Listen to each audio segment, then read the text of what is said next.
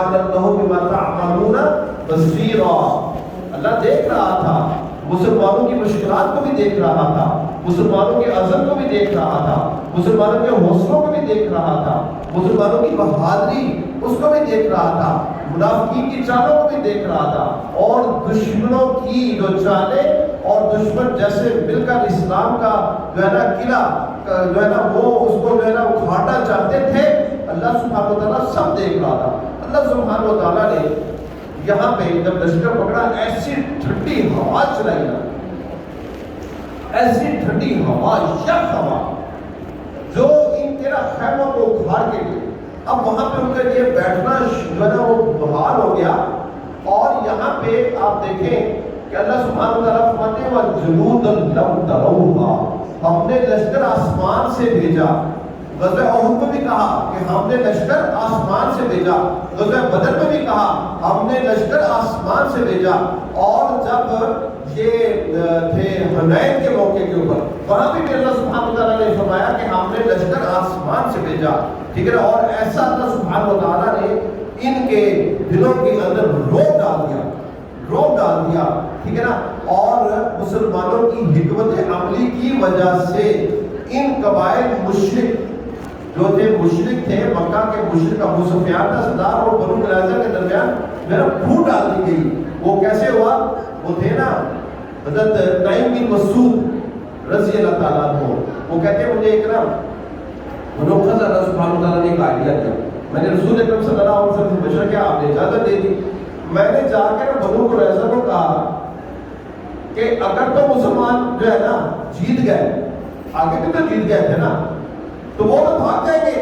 تم تو مدینہ کے اندر رہتے ہو، تم تو مدینہ کے اندر رہتے ہو، مسلمان تمہارا تو بھڑکس لگا دیں گے، تمہیں تو چھوڑیں گے نہیں. ایسے کہو ابو سفیان کو کہو کہ 10 بندے جو ہے نا جو اپنے بڑے بڑے سردار ہیں اور ان کا کوئی بڑا عہدہ ہے ان کو ہمارے حوالے کر دیں. ٹھیک ہے نا. ہم ان کو اپنے پاس رکھیں گے جب تک لڑائی ختم نہیں ہو جاتی. ٹھیک ہے نا. اور پھر تم کیا کرنا، یہ 10 بندے مسلمانوں کے حوالے کر کے کہ ان کو ہم نے پکڑ کے رکھا ہے، یہ اس کے حوالے کا اپنی جان چھڑا دینا. اور ادھر جا کے ابو سفیان کو کہتے ہیں کہ ابو سفیان ٹھیک ہے نا، ابھی تمہیں نا بنو قریظہ والے نا تم سے 10 بندے مانگیں گے، وہ تمہارے اوپر اعتماد نہیں کرتے. جب وہ 10 بندے مانگیں گے نا پھر تم کو رسول اکرم صلی اللہ علیہ وسلم کے حوالے کر کے اپنی جان چھڑا دیں گے. اور وہی ہوا. بنو قریظہ والے نے ابو سفیان کو جا کے کہا ہمیں 10 بندے دو تاکہ ہمارے ہم بھی کو تسلی ہو کہ تم ہمارے ساتھ رہو گے. تو اس طرح ان کے درمیان اللہ تعالیٰ اس فہم کے ساتھ اللہ سبحانہ و تعالیٰ نے ان مشرک یہود اور یہ مشرکین مکہ کے درمیان پھوٹ ڈالی. اللہ سبحانہ و تعالیٰ فرماتے ہیں اب یہاں پہ منافقین کا کردار جو ہے اللہ سبحانہ و تعالیٰ کیسے فرمانے اِسْجَاءُوكُم مِّن فَوْقِكُم وَمِنْ أَسْفَلَ مِنْكُم، جب یہ لشکر تمہارے اوپر سے بھی آ رہا تھا، ٹھیک ہے، اور نیچے سے بھی آ رہا تھا، چاروں طرف سے کیا تھی؟ لشکر کشی تھی. وَإِذَاغَتِ الْأَبْصَارُ، اور تمہاری آنکھیں پھٹی کی پھٹی رہ گئی. وَبَلَغَتِ الْقُلُوبُ الْحَنَاجِرَ، اور تمہارے کلیجے منہ کو آ گئے. اللہ اکبر. وَإِذَاغَتِ الْأَبْصَارُ وَبَلَغَتِ الْقُلُوبُ الْحَنَاجِرَ وَتَظُنُّونَ بِاللَّهِ الظُّنُونَ، اور تم بدگمانی کرنے لگے، تمہارے دل کے اندر بدگمانی چھا گئی. اب یہاں پہ کیا ہوا؟ ایک ایک دن میں ایک ایک کھجور ملتی تھی کھانے کو. سارا دن خندق کھودنی، سارا دن کام کرنا، اور پورے دن میں ایک کھجور ملی جس سے اپنا پیٹ بھرنا ہے. اور جب یہ خندق کو کھودا جا رہا تھا ایک جو ہے نا بڑی چٹان بیچ میں آ گئی. چٹان بیچ میں آئی تو صحابہ رضی اللہ تعالیٰ عنہم اجمعین نے کہا کہ یہ ہم سے نہیں ٹوٹتی، ہم تو بھوک سے مرے جا رہے ہیں، ہمیں تو سیدھا نہیں ہوا جا رہا ہم سے.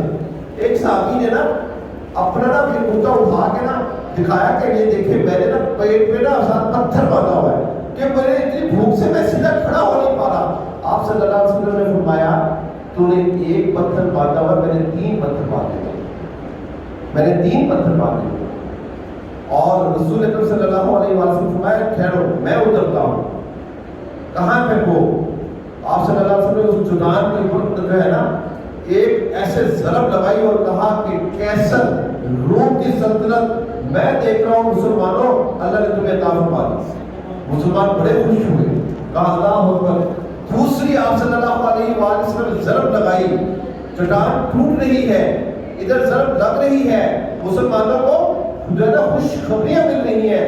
کہا کہ فارس ایران کی سلطنت اللہ سبحانہ و تعالیٰ نے تمہیں عطا کر دی. مسلمان اتنے خوش ہوئے, ٹھیک ہے, اتنے خوش ہوئے. اور جب تیسری ضرب لگائی اور چٹان جو ہے نا وہ ٹوٹ کے ریزہ ہو گئی, آپ نے کہا میں دیکھ رہا ہوں شام کی سلطنت اللہ سبحانہ و تعالیٰ نے تمہیں عطا فرما دی.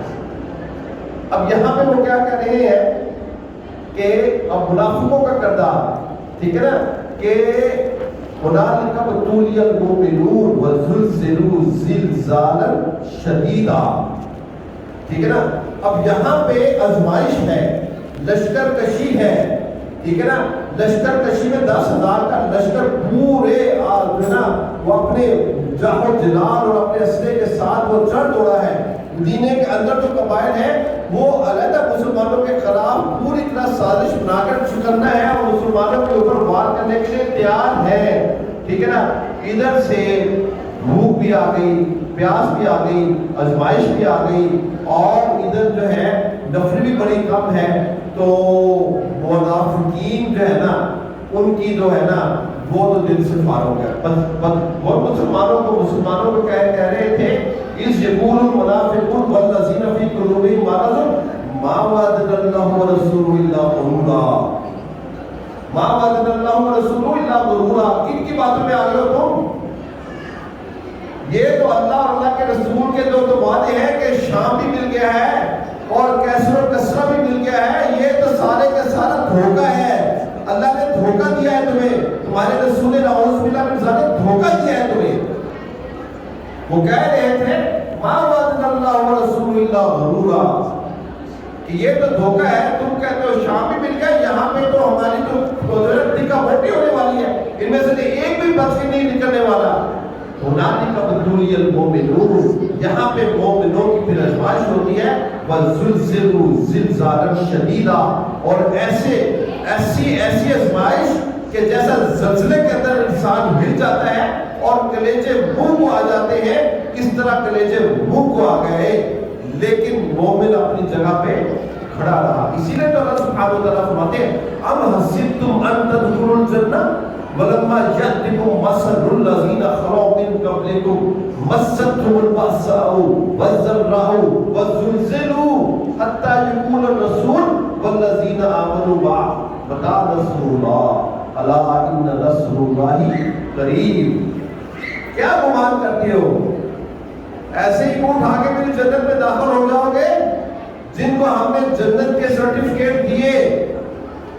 سنیے ان کے ساتھ کیا ہوا. مستهم البأساء, بڑی بڑی جنگیں لڑی انہوں نے اور بڑی بڑی تکلیفیں اٹھائیں, اور ایسی جنگوں میں اس طرح کے مناظر آئے کہ جیسے زمین پھٹنے کو ہوتی ہے اور انسان پریشان ہوتا ہے, اس طرح وہ ہلا دیے گئے. اور تم کھارے حصے میں بیٹھ کے کہتے ہو کہ یہ جنت اللہ نے ہمارے لیے بنائی ہے, اتنی آسان ہے میری جنت.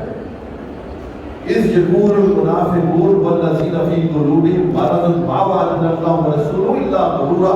اس قالت طائفۃ منہم, ایک گروہ آ گیا اور وہ اجازت مانگ رہے ہیں نبی سے. کیا کہتا ہے ان بیوتنا اولا وما ہی باولا ان یریدون الا فرارا. وہ کہتا ہے ہمارے گھر خالی ہیں, وہاں کوئی مرد نہیں ہے, بچے ہیں, عورتیں ہیں. ایک دم حملہ ہو گیا تو ہمارے بچوں اور عورتوں اور گھروں کو کون دیکھے گا؟ ہمیں اجازت دیجیے ہم اپنے گھروں کو دیکھ لیں. اللہ کہتے ہیں تمہارے سے آ کے نبی یہ اجازت مانگتے ہیں اور آپ ان کو آرام سے جو ہے نا ان کو اجازت دے دیتے ہیں. وَلَوْ دُخِلَتْ مِنْ أَقْطَارِهَا ثُمَّ سُئِلُوا الْفِتْنَةَ لَآتَوْهَا وَمَا تَلَبَّثُوا بِهَا إِلَّا يَسِيرًا. اگر انہی منافقوں کو تو یہ کہہ رہے ہیں کہ ہمارے گھر خالی ہیں, ہمارے بچے اکیلے ہیں, ہمارے ماں باپ اکیلے ہیں, ہمیں اپنے بچوں کی اور اپنے بوڑھے ماں باپ کی بڑی فکر ہے, ہمیں اجازت دیجیے. اگر ادھر سے اشارہ آ جائے کہ مسلمانوں کے درمیان کوئی فتنہ پروڈیوس کرنا ہے, ما تلبسوا بها الا یسیرا, یہ سارے بچے بھول جائیں گے, یہ سارے بچے بھول جائیں گے مسلمانوں کے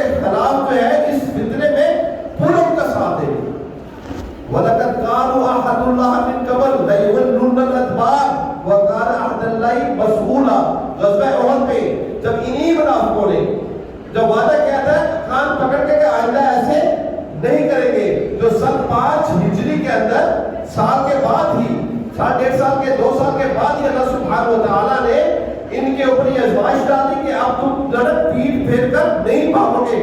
یہ پھر پیٹ پھیر کر بھاگ رہے ہیں، یہ پھر پیٹ پھیر جو ہے نا وہ پھیر کر بھاگ رہے ہیں، تو ان سے کہو یہ جو فرار چاہتی ہے تو یہ فرار جو ہے موت یا قتل سے یا ٹھیک ہے نا ان کو کوئی فائدہ نہیں دے گا۔ قُلْ لَن يَنفَعَكُمُ الْفِرَارُ إِنْ فَرَرْتُمْ مِنَ الْمَوْتِ أَوِ الْقَتْلِ وَإِذًا لَا تَمَتَّعُونَ إِلَّا قَلِيلًا۔ یہ فرار ان کو کبھی بھی فائدہ نہیں دے گا۔ اگر یہ موت سے ڈر کے بھاگنا چاہتے ہیں تو موت تو پھر آ جائے گی، ہاں تھوڑی دیر کے لیے اللہ سبحانہ وتعالیٰ تمہیں فائدہ دے گا۔ کُلُوا وَتَمَتَّعُوا قَلِيلًا إِنَّكُمْ مُجْرِمُونَ فَوَيْلٌ يَوْمَئِذٍ لِّلْمُكَذِّبِينَ۔ تو تھوڑا بھی جھوٹا، تمہیں ہم نے فائدہ دیا، تمہیں کھانے پینے کو دیا، تھوڑا فائدہ تھا، اور اس کے بعد تیرے لیے وعید ہے۔ وعید جہنم کی اس وادی کو کہتے ہیں جو کہ سب سے زیادہ بھڑکتی ہوئی وادی ہے، سب سے زیادہ بھڑکتی ہوئی وادی ہے۔ اللہ کہتے ہیں من ذا الذی، کون ان سے کہو من ذا الذی یعصمکم من اللہ ان اراد بکم سوء۔ اگر اللہ سبحانہ وتعالیٰ نے ان کے لیے سوء برائی اور ان کے لیے نقصان اور اس کے اوپر آزمائش کا ارادہ کر لیا ہے تو کوئی ذات ہے جو ان کو بچا سکے؟ بتائیں۔ او ارادہ بکم رحمہ، اگر اللہ نے رحمت کا مسلمانوں کے اوپر ارادہ کر لیا ہے کہ مسلمانوں کو فتح دینی ہے تو یہ سارے لشکر مل جائیں تو کیا مسلمانوں کو تھوڑا سا بھی نقصان بچا سکتے ہیں؟ وَلَا يَجِدُونَ الَّذِينَ، اللہ کہتے ہیں وَلَا يَجِدُونَ لَهُم مِّن دُونِ اللَّهِ مِن وَلِيٍّ وَلَا نَصِيرٍ۔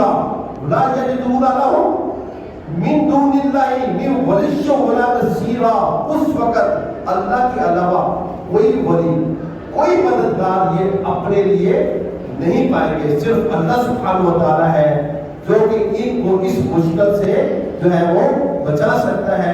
اسی طرح اللہ سبحانہ و تعالیٰ فرماتے ہیں قُلْ أَفَرَأَيْتُم مَا تَدْعُونَ مِن دُونِ اللَّهِ إِنْ أَرَادَنِيَ اللَّهُ بِضُرٍّ هَلْ هُنَّ كَاشِفَاتُ ضُرِّهِ أَوْ أَرَادَنِي بِرَحْمَةٍ هَلْ